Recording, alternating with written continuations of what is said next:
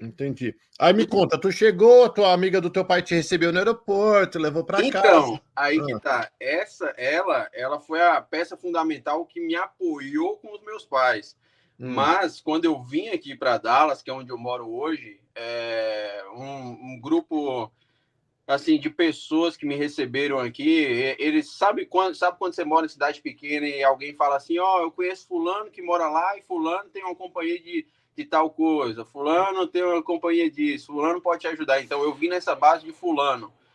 Então tinha uma pessoa aqui, um casal que me recebeu, graças a Deus por isso me recebeu, abriu as portas aqui para mim, eu já cheguei trabalhando, no dia eu estava trabalhando já. E comecei trabalhando com pintura, passei 2 anos e meio trabalhando só com pintura. E aí se especializou? E aí eu especializei. A verdade é o seguinte, eu não costumo, Paulo, muita gente, eu sou até cansado disso, velho. Muita gente chega, sempre são aqueles mesmos vídeos. O começo dos Estados Unidos é difícil e tal, e conta aquelas histórias tristes. Eu sou aquele tipo de cara que eu não gosto de ficar contando história triste. Eu sofri o pão que o diabo amassou, mas assim, todo mundo Você sofreu sofre. em quê? Me fala. Todo mundo sofre. Cara, eu aprendi que, por mais que seja família, aqui nos Estados Unidos, eu acho que não existe isso para te falar. Família, meu primo, minha tia, meu irmão, mora lá nos Estados Unidos e ele vai me ajudar com isso. Cara, cada um corre atrás do seu, a verdade é essa. A maioria dos calotes, a maioria das coisas que eu tomei, infelizmente, foi gente do nosso país aqui. Então, peraí, você tomou calote não de quem, mas do quê? O que aconteceu? Rapaz, eu já tomei, já fiquei sem receber semana de quando eu trabalhava na pintura, trabalhava para fulano, não me pagava. Vou te E aí ele pagar falava todo o quê dia. quando a pessoa não te pagava? É sempre a mesma história. Não recebeu, ou então não tem trabalho, não tem trabalho para ir para você, mas na verdade o cara estava trabalhando. A gente vai receber um cheque semana que vem, e aí o cheque que a gente receber, aí a gente consegue te pagar. E quando pagava, ficava faltando 100, 200 dólares. Aí era aquele negócio. Comprar um carro. Meu primeiro carro aqui eu comprei na mão de brasileiro. Eu lembro que o carro quebrou, paguei. Trabalhei, paguei 1.200 dólares no meu carrinho. E aí o carro quebrou com, sei lá, 1 mês e meio. Aí eu fui para ele e falei, cara, pelo menos você me ajuda aí com não sei, com oficina, com algo, cara, o problema agora é seu, a bomba é sua. E o cara que, assim, trabalhava junto comigo. Então, assim... Aí em Dallas. Deixa eu Ainda fazer uma aqui em pergunta que eu Dallas. não te fiz. Você veio com quanto de grana? Então, quando eu vim para cá, eu vim com 1.000 e... Porque é uma coisa diferente também. Eu não vim igual todo mundo vem, que pega o aviãozinho, vai para São Paulo, Rio de Janeiro e tal, vem. Na época que eu vim, foi naquela época que os Estados Unidos estava todo fechado. Foi na época que estava no meio do Covid, 2020 para 2021, e tudo estava fechado. Eu já tinha o meu visto, eu já tinha preparado até o meu visto, e tinha que fazer uma quarentena de 15 dias no México. E essa quarentena, você não sabia que você ia conseguir entrar nos Estados Unidos ou não. Então eu tinha 2.000 dólares guardados, meus pais me ajudaram, e eu juntei também naquela época, eu trabalhei para caramba para juntar. E eu fui para os Estados Unidos, fui para Cancún naquela época. Aí todo mundo fala, pô, mas ficar 15 dias em Cancún é fácil. Mas assim, você não poderia pegar Covid. E foi naquela época, porque se você pegasse, você tinha que ficar mais 15 dias, fazer um exame de teste de Covid para poder entrar nos Estados Unidos. Então eu fui para o México, conheci, meus pais achavam que eu ia vir sem visto, que eu ia entrar, até conseguir explicar para eles que eu tinha visto, mas que eu ia ter que fazer quarentena. Foi difícil, porque... Eu sempre fui muito de pesquisar em grupo de Facebook, de WhatsApp, de YouTube, deixava comentário e tal. Então, nessa época, eu conheci um grupo de brasileiros que estava vindo passar a quarentena no México. E aí eu conheci brasileiro no México, fiz amizades, que até hoje eles estão aqui nos Estados Unidos, uns 4 brasileiros. A gente foi junto para lá. Ficamos 15 dias, 14 noites, na verdade, em Cancún. Não podia sair do hotel, não era nem hotel, é um Airbnb que a gente pegou. Não podia sair de lá. Aí no último dia a gente fazia um teste de Covid. Se você não tivesse, que foi o nosso caso, a gente conseguia entrar nos Estados Unidos e passar todo o processo de imigração. Mas foi assim que eu consegui vir para cá. Eu tinha 2.000 dólares, eu gastei 350 dólares, ou seja, eu entrei aqui com 1.700 dólares mais ou menos, 1.650. E aí depois que você ficou, então você chegou, então vamos lá só para entender que você fala rapidinho para caramba, né? Vamos lá. E baiano fala, você tá vendo aí? Baiano fala.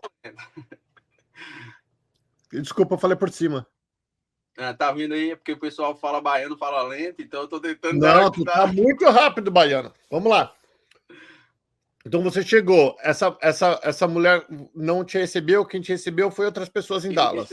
Quem recebeu foi um casal de amigos que os meus pais tinham aqui, que era amigo de outros amigos lá da minha cidade. Eles me Você ficou com eles?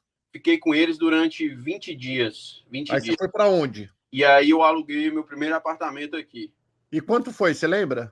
Cara, naquela época eu pagava 1.000, era um apartamento tipo assim, ele chama de luxury apartments, aqueles apartamentos de luxo e tal. Para mim foi tipo mansão morar naquele apartamento, mas eu pagava tipo $1.050 naquela Era época. sozinho ou você dividia com alguém? Era eu sozinho, um apartamento de um quarto, era 600 square feet, era tipo 600 square feet, 600. Então na época você já estava ganhando mais ou menos, porque para pagar só de aluguel 1.100... E aí que eu te falo, Paulo. Tem água, luz, internet. É por isso que eu te falo que, assim, as pessoas que você vai vir para cá, você não tem que confiar, porque as pessoas já estão num ritmo acelerado aqui, e às vezes eu nem julgo que são pessoas sem confiança e tal, mas é porque não tem tempo para te dar aquela dica que às vezes você vai encontrar até em um vídeo aqui, tipo um vídeo seu aqui no YouTube, e você não vai encontrar da pessoa que você está confiando que te recebe aqui, porque a pessoa que me recebeu, ela já não, você tem que alugar um apartamento. Eu aluguei um apartamento, alugou para mim, eu teria, hoje eu vejo que eu teria que chegar, alugar um quarto barato, $500, morar em um quarto, fazer dinheiro. Essa pessoa já me colocou num apartamento de $1.000 e tantos, não, você consegue pagar. Na época eu ganhava $100 o dia. Eu cheguei a passar 3 dias, meus pais não sabem disso aqui, não. Na verdade, eu acho que eles sabem que a primeira vez que eu voltei para os Estados Unidos, eu contei para eles, eu passei 3 dias com meu saldo, menos 20 que eu não podia comer. Então, assim, não tinha como comer. Eu lembro que sobrou um pão velho até hoje, eu lembro até hoje, sobrou um pão velho. Eu passei 3 dias com esse pão velho que sobrou, então não dava. Eu passei uma fase muito difícil aqui nos Estados Unidos, por ter feito essa burrada de ter alugado um apartamento e não ter buscado mais conselhos e ter começado já em cima, sabe? Você não tentou alugar um quarto, alguma coisa? Quando eu falava para essas pessoas que, como elas eram meus únicos exemplos de vida aqui nos Estados Unidos, aqui em Dallas principalmente, que eu não sei se você já veio aqui, Paulo, mas as coisas são muito longe uma da outra. É tudo muito longe, você não tem contato com, tipo, você já foi Boston, Califórnia, você tem brasileiro o dia inteiro que tá ali te ajudando, cara, faz isso, vai para isso, faz isso. Não, aqui é muito difícil colher informações, então até você entrar na comunidade demora pra caramba. Então eles eram meus exemplos. Quando eu falava, eu acho que eu quero alugar um quarto, eles, não, que é assim, você tem que fazer isso, e eu vou colocar meu nome nisso, aí você fica me pagando. Então, sempre era uma coisinha ou outra que não batia, assim, as coisas não batiam, sabe? Caramba.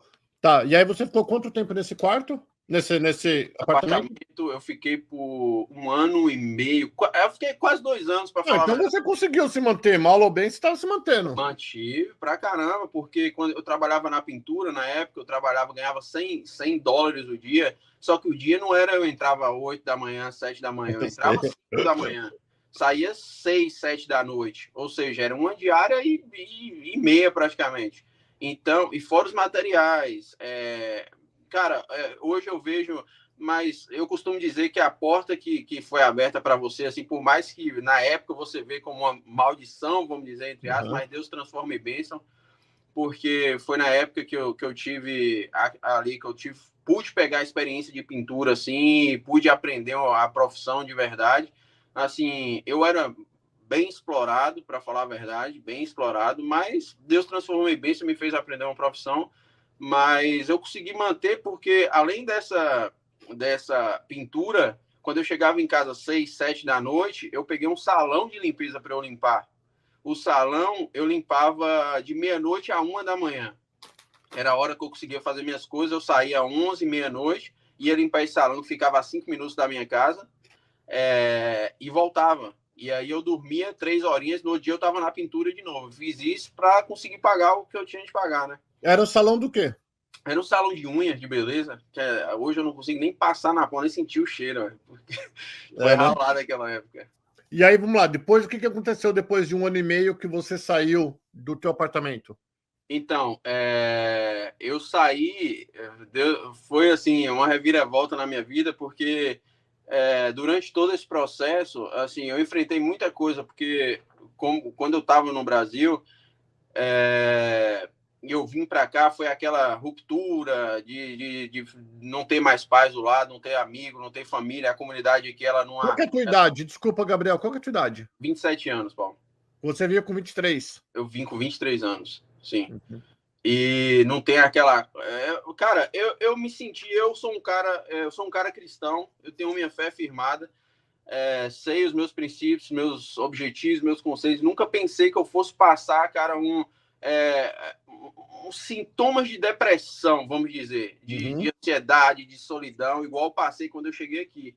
Porque, por questões pessoais, que me feriram muito por conta desse pessoal que me recebeu aqui na época, que eu achava que me explorava muito, que eu achei que não foi justo o que eles fizeram comigo aqui. Para eu poder ter essa ruptura, eu acabei perdendo o contato com eles.